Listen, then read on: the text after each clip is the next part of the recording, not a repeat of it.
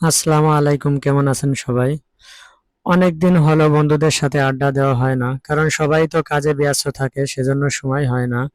আজকে হঠাৎ করে ইনুস আমাকে ফোন দিয়ে বলতেছে, দোস্ত চল, অনেকদিনে তো আড্ডা দেওয়া হয় না, তাহলে একটু কিছু সময় আড্ডা দেওয়া যাক। আমি বললাম ঠিক আছে দোস্ত, তাহলে বের হ।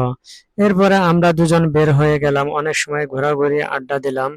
এরপর ইনুস বলতেছে, দোস্ত খুব ক্ষুধা লাগছে। আমি বললাম ঠিক আছে দোস্ত, তাহলে চল, অনেকদিনে তো একসাথে কিছু খাওয়া হয় না, তাহলে কিছু খাওয়া যাক। এবার আমি বললাম ঠিক আছে দোস্ত, তাহলে সামনে চল, সামনে আল মাহবুব হোটেল আছে, ভিতরে পরিবেশটাও খুব সুন্দর এবং খাবারের মান অনেক ভালো।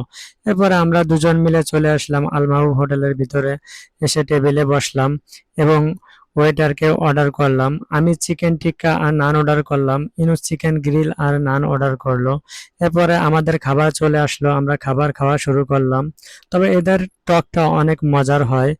এরপরে ইউনুস আমাকে বলল, দোস্ত আজকে যদি হাসিব থাকতো আরো বেশি মজা হতো, কারণ আমরা সবসময় হাসিবকে নিয়ে একসাথে যেখানে গেছি একসাথে ঘোরাফেরা করছি এবং খাওয়া দাওয়া করছি, সেজন্য হাসিবকে অনেক মিস করছি। এরপরে আমরা খাওয়া দাওয়া শেষ করে হাত ধুয়ে টিস্যুতে মুখ মুছলাম। এরপরে ওয়েটার মামা আমাদেরকে বিল দিল, আমরা কাউন্টারে গিয়ে বিল পে করলাম।